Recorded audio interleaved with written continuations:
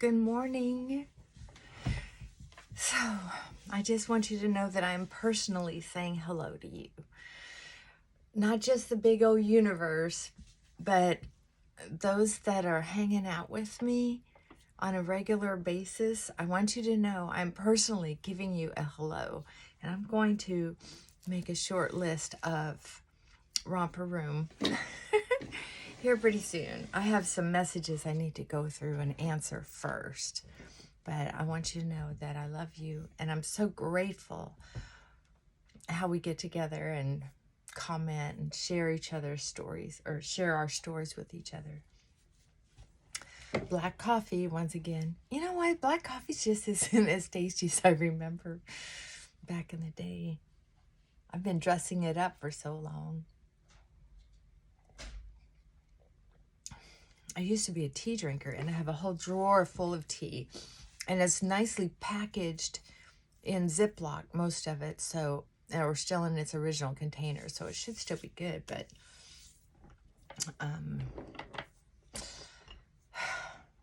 yep. I could probably experiment with tea. I'm just not into it right now. Isn't that weird? I used to love tea, all kinds of flavors as well, and I always was looking for the, just the perfect black Earl Grey.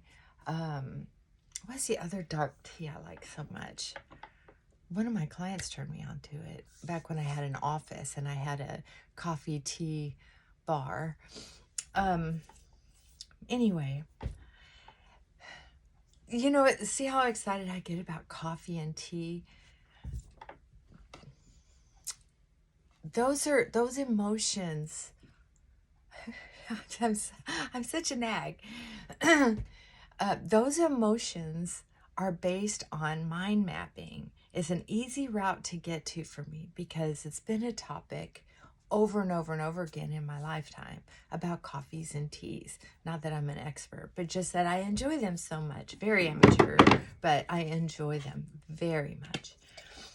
So my brain can go there easily, and my brain then relates what's going on in my thought processes and then sends the signals to my body to smile and uplift. I can feel it through my whole body when I'm feeling well. And when I'm thinking well, I'm feeling well. So this is kind of fun. Oh, P.S. I know this is a dupe, and I'm not doing Temu anymore. Their app is addicting to me. I have a hard time staying off of it.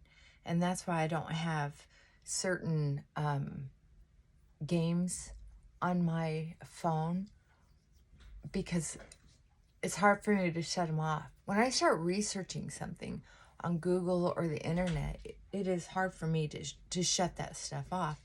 It's very easy to feel compulsive, not necessarily obsessed, but what I would call a craving or obsession of the mind, and addiction, stuff like that. Kind of like sugar. This is not my perfect color once again, but I noticed yesterday, I watched a minute of the video, that I didn't get this on. When it's not a great color match, you have to be really careful. Yeah, I know this is not the right color, but I love how I look on camera all day long when I have a little bit of color. I don't know why it doesn't show up like that in my other computer. I look just as pale with this on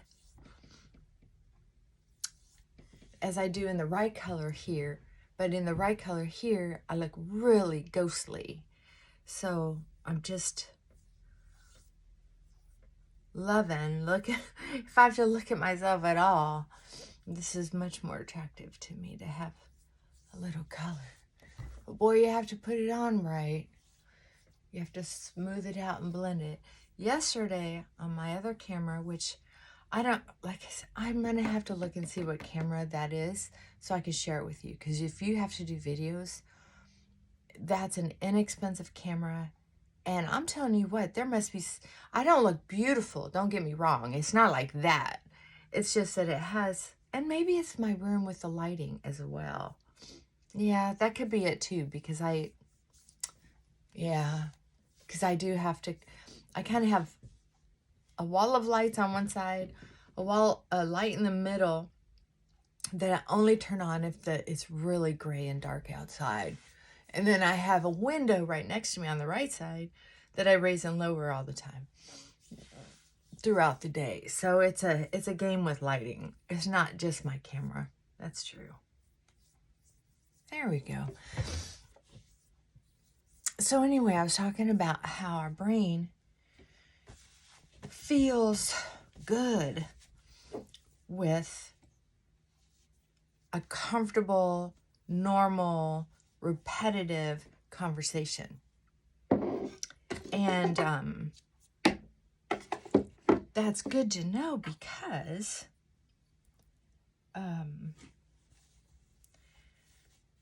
when we try to change our brain thoughts,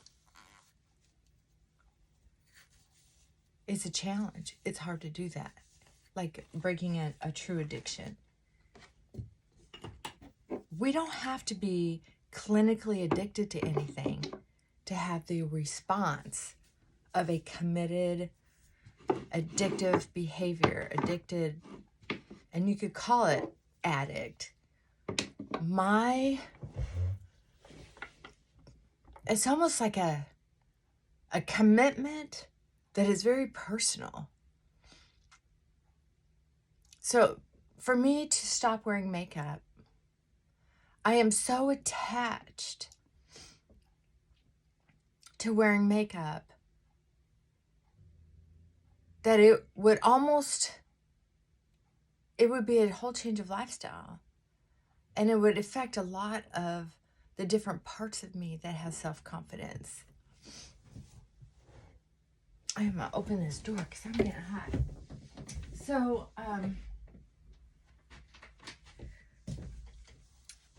the point I'm trying to make is, if you want to experiment with your brain chemicals, I love this sweater, but I think it's a little too warm for me.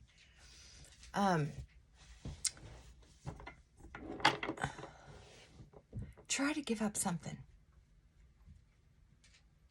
Try to give up something in your daily routine, just one little thing. You could even try, but you have to do it for 14 days. Try noticing accidentally, without putting pressure on yourself, which shoe you put on first in the mornings. And then try to keep putting that shoe on. The opposite side for 2 weeks. Even if it's something as simple as that. But if you're going to give up something, it has to be something that is meaningful to you. Like a Pepsi that you drink like religion every day, or an alcoholic beverage, even if you only have one, but you do it every single day. If it's a cup of coffee and you depend on that cup of coffee, it has to be a relationship that you have. There have to be reasons you do it.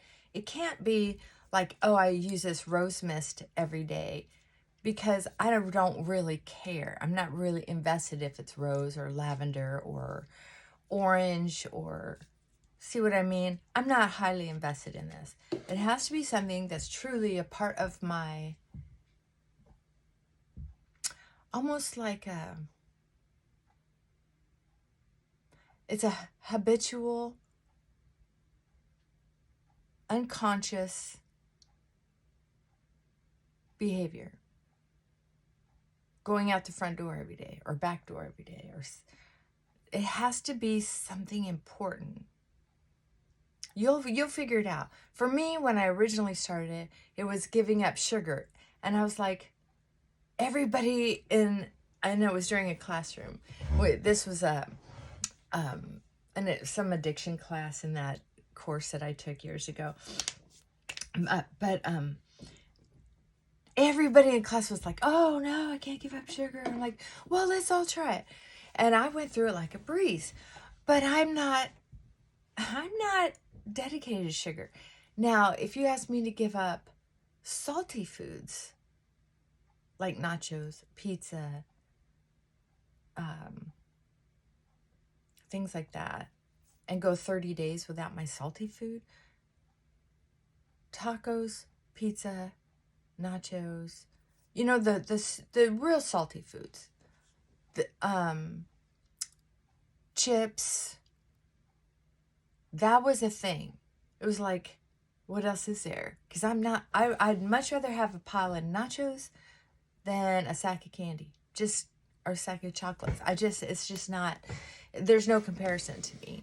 It's like, yeah, I get why you love sugar, and every once in a while it's like, I could eat a cake all by myself if it's the right cake, or a pie, but I'm not gonna crave it for another 6 months or a year. It's just not my thing.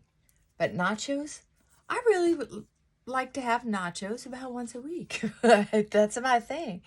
But then I'm also having other salty foods filling in. It's just my go-to. Okay, so moving on.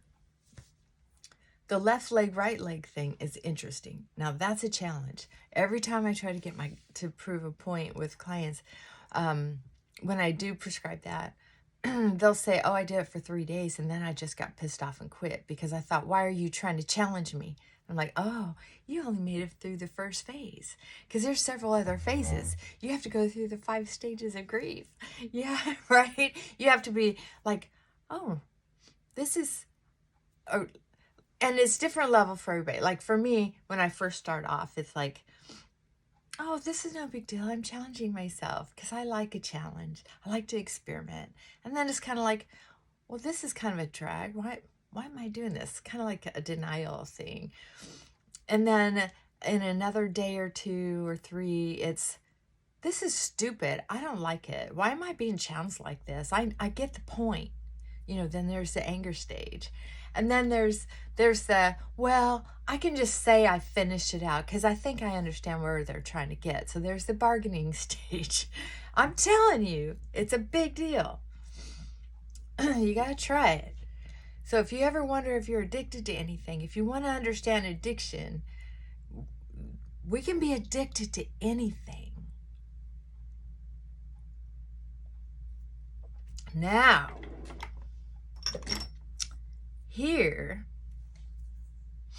is the interesting part.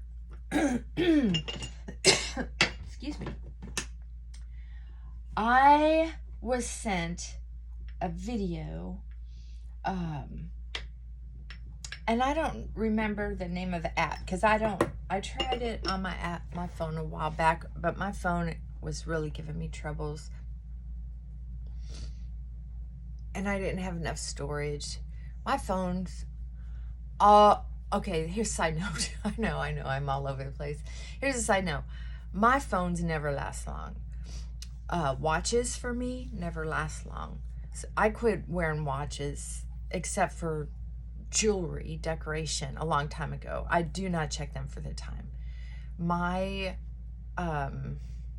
chemistry, electronics, whatever you want to call it, I don't know what it's called, I forgot, but it's very high. My magnetism is very high, and a phone is affected. Even when my first phones, there are people who have had their same phones for years. I have a friend who had a Galaxy, one of the first Galaxies that came out.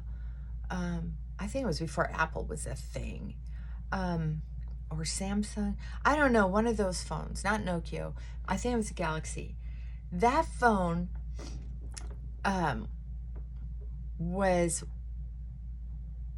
probably the only phone I've ever heard of, and I wish I could remember the name of it, but if you get your hands on it, it's the phone that had a glitch, and I think they erased it off of the face of the earth because it's the one phone that automatically updated all by itself.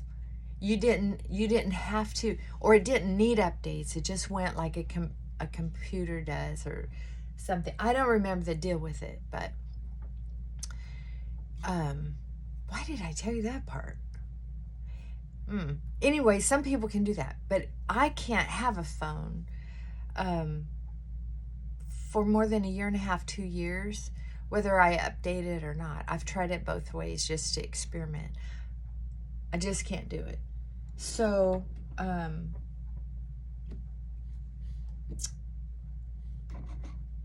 why was I going down this road? Oh, you ever do that where you forget what your point was? Holy cow. Well, you saw it here first, folks.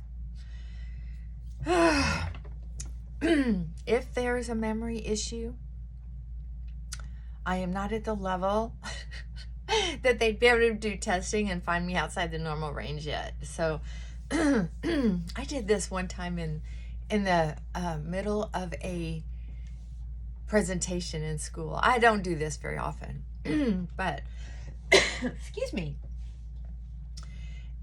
And after it was done, I was taught that if I have a brain freeze like that, just switch over to what I know. Just to go, wow, I forgot what I was talking about. But maybe that is because there's something else I could tell you about. Ta-da! Right? So let's talk about that. So, there's a little tip for you.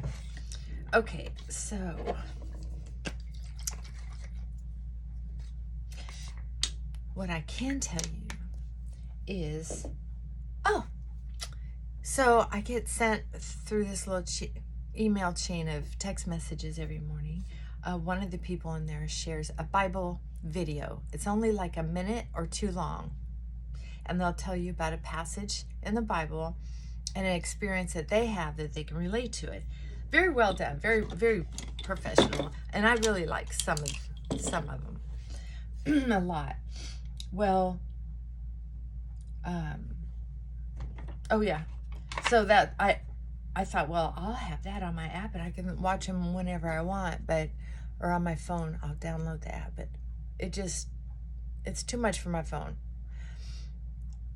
And I was explaining to you about phones. Okay. Get back on track.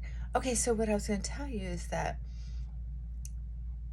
whatever we feed our brain on a consistent basis is what we get addicted to. So, we have to feed our brain what we more realistic want to be addicted to. We have to want to be addicted to a certain way of thinking. So, first, you do the experiments like I told you before to actually get to know your MO in how you present your addiction, your attitude, your bond with whatever it is. And then you know how to get familiar. You know how often you have to do that behavior. So if it's tying my shoes, it's one of the few things I'm addicted to, that and salty foods. And back in the day also, I switched my addiction for class to shopping. Oh my gosh, that's something that I'm also easily addicted. I am addicted to. And that's why I don't do it very often, and that's why I limit myself regular shopping to Goodwill, Tuesday Morning, Ross's, Belk Outlet, places like that where I don't always find anything, but sometimes I just feel like it's a little treasure. Anyway, if you understand, it's kind of like if people, when we were kids, we'd say, how do you know when you're in love? Well, you just know. Well, once you do this experiment with how you're addicted to putting your shoe on the left foot or right foot first, or shopping or sugar or salt, once you understand that, then when it does happen, that you recognize the joy, the excitement, the comfort. Because when I eat salty, delicious nachos, I'm just like, I'm in heaven. And it's one of the easiest foods that I can overeat to where I am uncomfortable. So I'm getting to know that comfort feeling. Well, that's in love. That's in love for me. Now, I would have said, there's no way I can be in love with a food. There's no way I'm in love with shopping. There's no way. Well, you can call it whatever you want. But the behavior is committed. You'll fight for it. You'll hide it. You'll do a lot to be able to do those behaviors. Even pick a fight, right? Very interesting. Very interesting. So if you don't call it love, what do you call it? Addiction. Okay, so now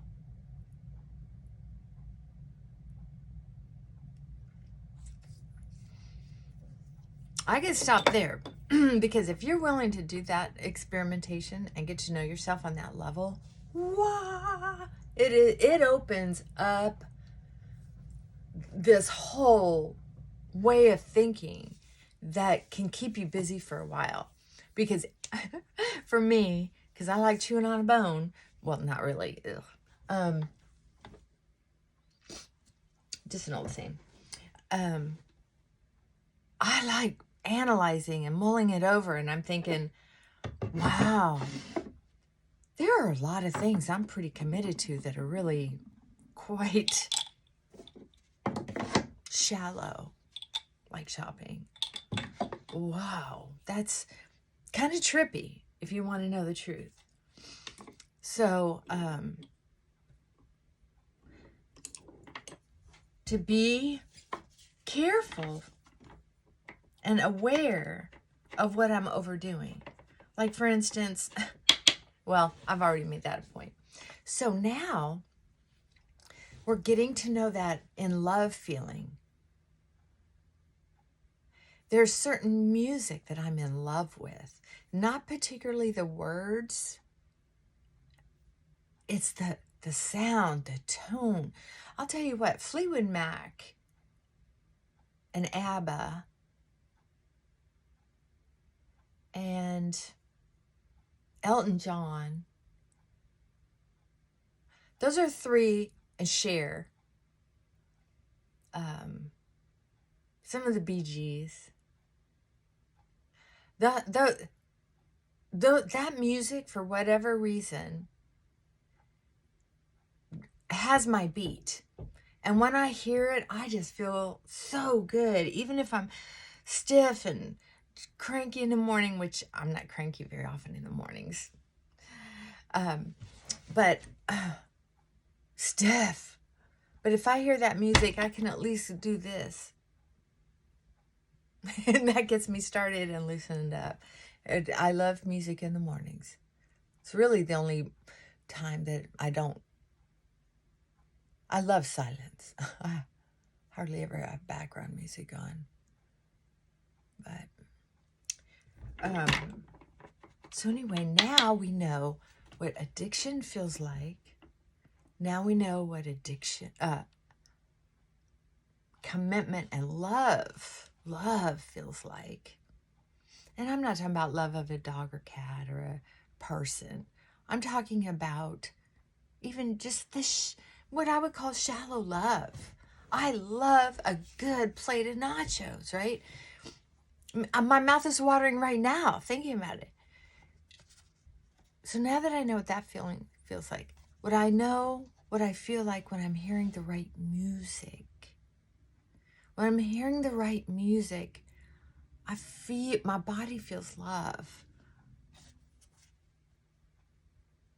Now, here's how I got, I know. Now, I don't care if you worship or you're a religious person, worships some kind of entity, whether it's Buddhism, Christian, God, what, fill in the blank, whatever your religion is, that's not what I'm talking about. I'm talking about a personal relationship with, you can call it an imaginary friend, a force outside yourself, the energy of the universe, God, whatever. When I have that in my life, I'm a better person because that gives me something to strive for. Well, when I was going through a hard time in my growth, in reducing my addictions, committing to myself long term instead of just survival, I was encouraged to experiment with having a God, so an energy greater than myself that I could be accountable to when I couldn't find another human being. And it was explained to me in a long, drawn out, complicated way to where I could understand what they were talking about. Like, oh, okay, so I have all these floating emotions, floating commitments that are fairly shallow. And now I realize it's a brain thing. And then my body's just falling in line, whether it's anxiety and feelings and frustration, or actually going ahead and relieving that anxiety and acting out on whatever it is I'm addicted to. Right? So when I started giving myself permission to experiment with having a God, it was exciting. I don't mean to sound corny, but check this out. Some of this research, it's just research to me. It's at some level, and at another level, the research is so freaking helpful that it's just, I'm grateful. So I was experimenting with this behavior. Now, one of the techniques I used was being able to relate what I'm feeling about the yumminess of the nachos, the energy of the music, and then turning it towards what I wanted to be attracted to and involved with. And so I started visualizing God. So the music, instead of going the words that I knew every word to the songs to, going towards a lover or old heartbreak, it went to God and it went into a praise song. That was a weird little like trick to do with my brain. And I'll tell you what. And anytime I said I loved something, or oh my gosh, that's some of my favorite in my mind. If I was in public with people, I didn't say it out loud, but my practice was, then I had to say it at least under my breath, that, oh yeah, I love God that much, at least that much.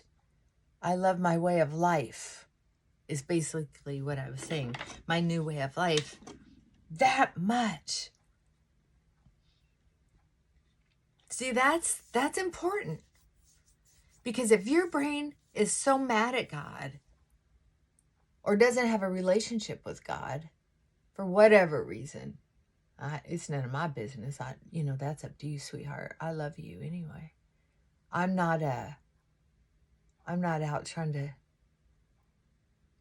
convert anybody to any kind of religion. That's not what this is about. It's partially about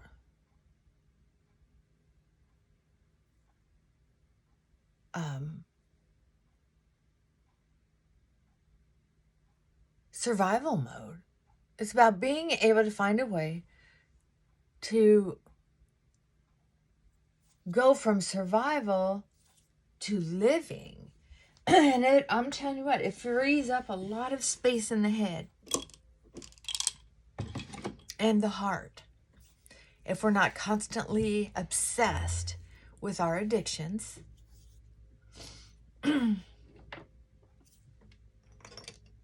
Our little addictions. And if you know someone who is an addict, don't think I'm being flip about addictions. Please, I'm not. Trust me. I'm not being flip about addictions. I'm just telling you, some people don't understand addicts, but there's a way to understand them. Look at your own.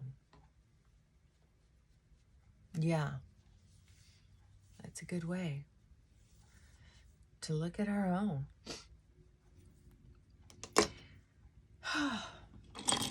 Anyway, that's one of the connection with God, my higher power, is how I believe I have made it through the other side of my major addictions, right? Food used to be one. I used to overeat a lot back when I was, especially when I was drinking. Eating and drinking.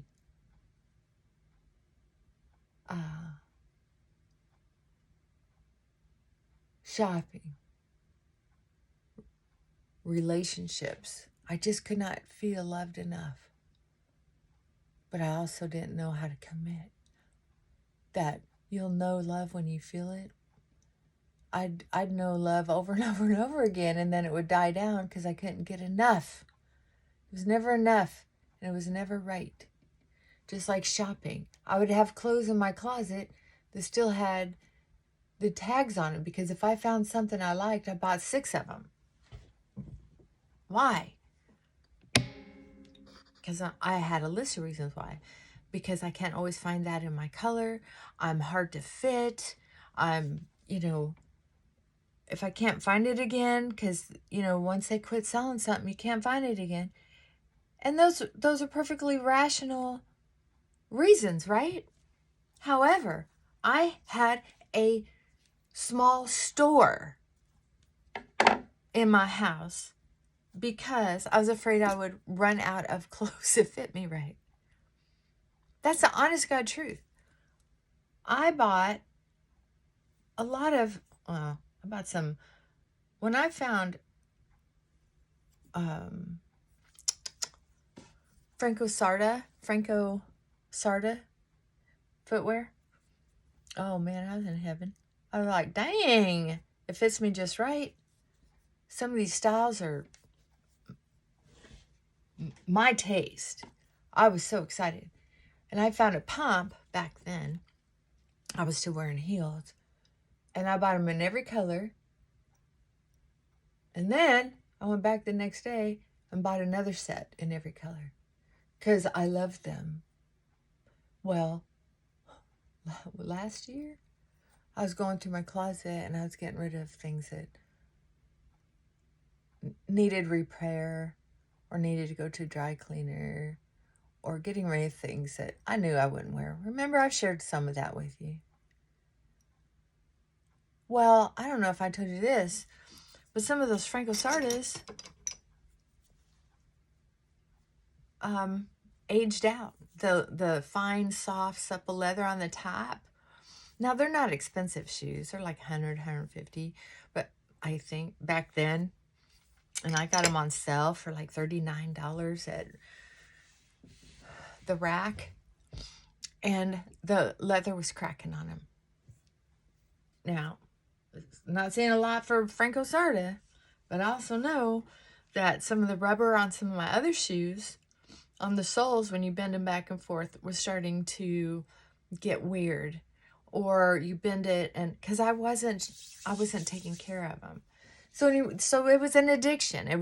There was no reason for me to have that many clothes because I was afraid I'd run out. That's like depression thinking.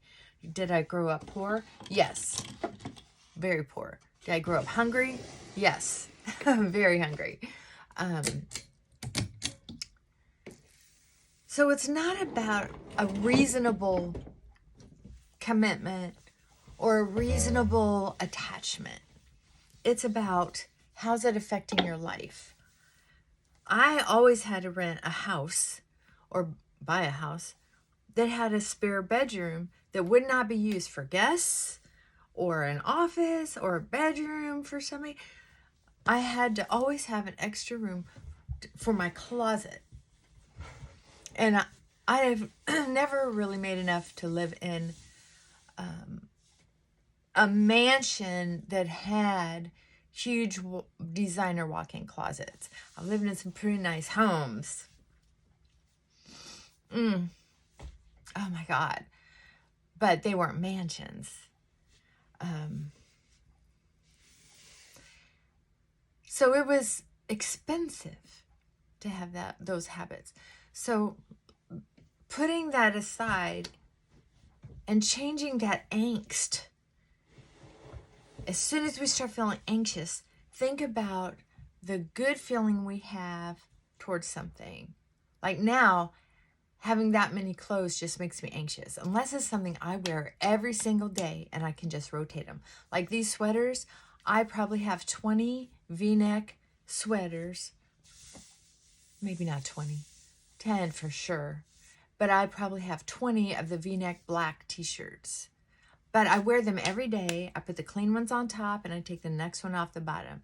These pants that I wear, I have sweatpants, I have fleece lining pants, and I have summer pants. And I stack them up, take them, rotate them. But I wear them every day. I get them at good prices. I will wear them out. As far as dresses and shoes and stuff like that, I don't. But when I do get an outfit, like when I was trying on clothes the other day and I got all tickled and I'm thinking, oh, this is a good outfit. Yay! I think I got at least 3 good outfits out of there. Thank you for your help. Chrissy and Anna especially. But the excitement I get isn't necessarily about the outfit. It's the joy of the whole experience that was provided by my God. So it's like, wow, I got lucky and some of my old clothes worked. I only had to buy 1 new clothing outfit. Everything else got returned.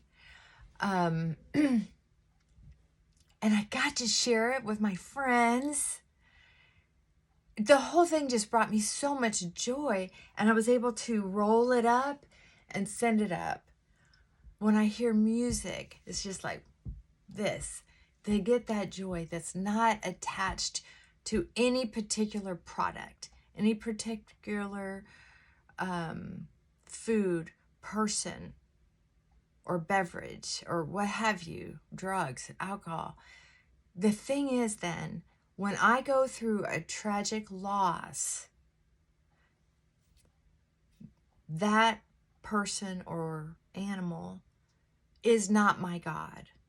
I have a God, and that's not it. And it's not an offense. It's not lowering the quality of the relationship with this. It's that the nachos aren't my God. All those calories are not my God. The alcohol's not my God. Having all those clothes or money or a car or a house or children or a spouse, their joy and their love, and they're part of what makes me feel valuable, right? But they're not my God. So if I have a loss, I have the reality that those were gifts for my life. They weren't my life. So that's how I have learned to find a way to live with all the loss I've had. For me, I found out that, oh my gosh, I have a God, and it's not this. I was worshiping it. I need a God. Some people refuse to have a God. I need a God. And I don't use a God to pray for stuff or things to happen. That's just me. I pray for healing and protection of the heart and strength, right? It's how I plug in to the universe to get the power and the protection that I need. And I'm also wanting to share that power and protection with those who need it. It's kind of a neat thing to think about it. I'm just throwing it out there. Got to get to work, but know that I love you. And I think this would be a great way to open up a live. Oh, I want to show you that wave curling iron that I got.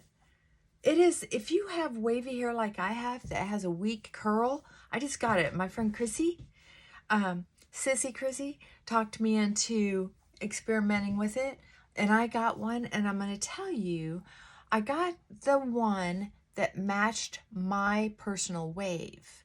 So they come in different sizes, like curling irons come in different sizes.